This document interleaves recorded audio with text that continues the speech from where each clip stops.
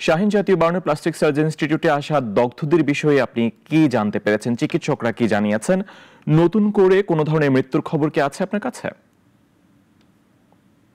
না, এই মুহূর্তে আসলে সরকার নতুন করে কোনো খবর নেই। সকালে যেটি ব্রিফ করা হয়েছিল, সেখানে যেটি বলা হয়েছিল যে ২৭ জন নিহত এক পর্যন্ত। ব্রিফ করেছিলেন প্রধান উপদেষ্টা স্বাস্থ্য বিষয়ক বিশেষ সহকারী অধ্যাপক ডাক্তার মোহাম্মদ সাইদুর রহমান।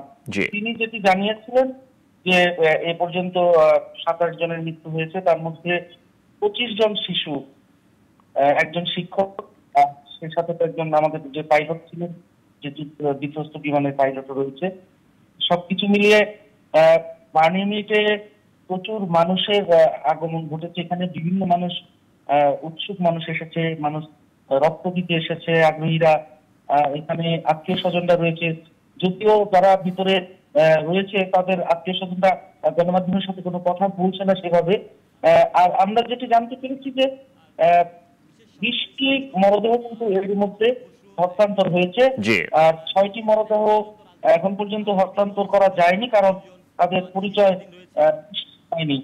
তো এরপর কিন্তু বিভিন্ন হাসপাতালে চিকিৎসাধীন রয়েছেন ৭৮ জন, আর এখানে আছেন এই মুহূর্তে ৪২ জন। সম্মিলিত সামরিক হাসপাতালে আছে ২৮ জন। সেখানে সব মিলে ১৫ জনের মরদেহ ছিল।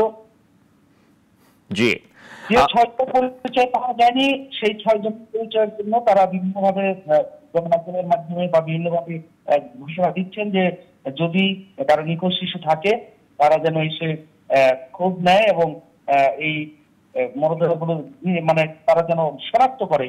আর এছাড়া দুপুর ২টায় আবার কোনো একটি ব্রিফিং তারা করবেন, সেখানে যদি কোনো আপডেট থাকে সেটিও জানাবেন।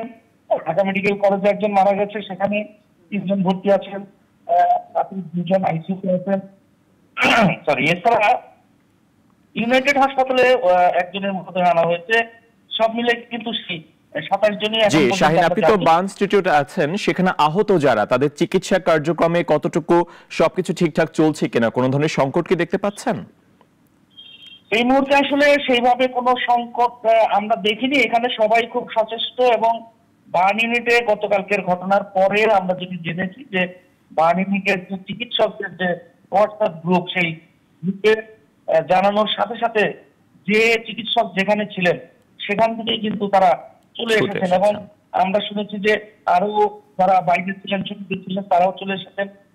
চিকিৎসার কোনো ঘাটতি বা কোনো ধরনের সমস্যা আমরা দেখছি না। এটা বার্ন ছাড়াও বেশ কিছু হাসপাতালেও কিন্তু চিকিৎসা হচ্ছে, সেই হাসপাতালগুলোতেও কিন্তু চিকিৎসা হচ্ছে। তো এখন পর্যন্ত এই ধরনের কোনো অভিযোগ আমরা পাইনি যে চিকিৎসায় কোনো ঘাটতি হচ্ছে বা কোনো ধরনের।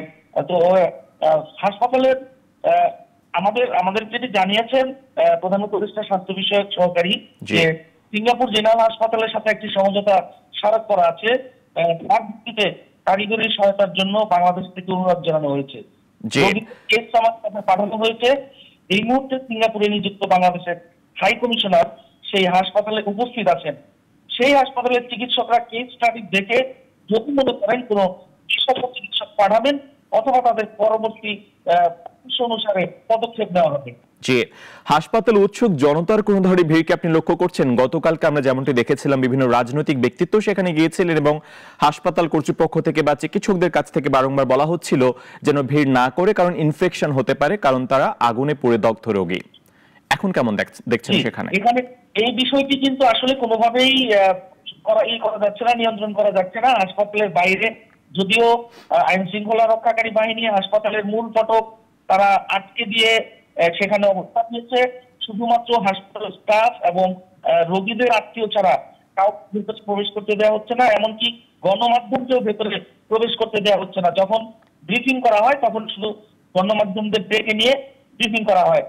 কিন্তু বাইরে যে পরিমাণ মানুষ, আমরা কিছুক্ষণ আগে দেখেছি প্রায় ৫০-৬০ জনের মতো হিজড়া জনগোষ্ঠীর যারা রয়েছে তারা এসেছে রক্ত দিতে।